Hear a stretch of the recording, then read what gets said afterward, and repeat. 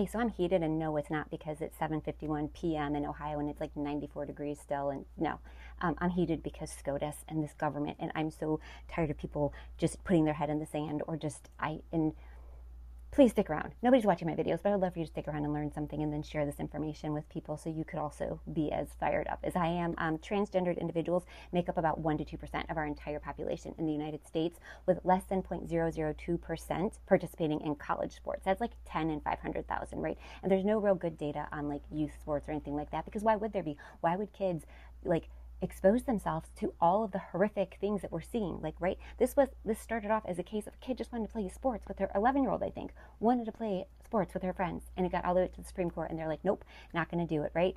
And these kids are right to be afraid to live their own life. Why is that? Because trans individuals in the United States disproportionately face higher rates of victimization. Nearly 48% have reported being physically or sexually assaulted, and about 45% report theft or damage to their property. Trans individuals in the United States experience violent crimes at a rate over 4 times higher than cisgendered individuals.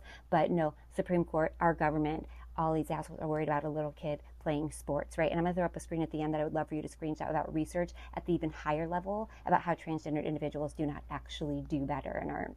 But you can screenshot that at the end. What I would love for our government to be focused on is the fact that 65% of U.S. households can't afford a new median-priced home. Even in the least affordable states, the 80% are priced out, and in the most affordable states, majority still cannot buy a home, right?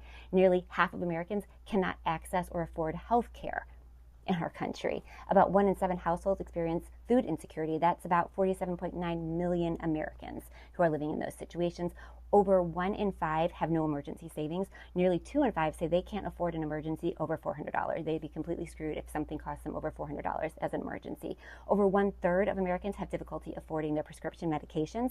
Less than 1% of the individuals who are named connected to or implicated in the Epstein files have been criminally charged or convicted, right? Let's not worry about that. 81% of women nationwide report experiencing some form of sexual assault or harassment in their lifetime.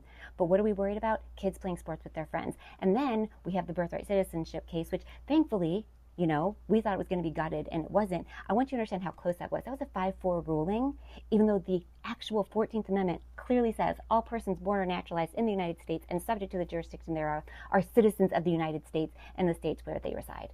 It's in the fucking Constitution. And 5-4 with Thomas, Alito, Gorsuch, and Kavanaugh dissenting. Something that's blatantly in the Constitution. We are in so much trouble. Please pay attention.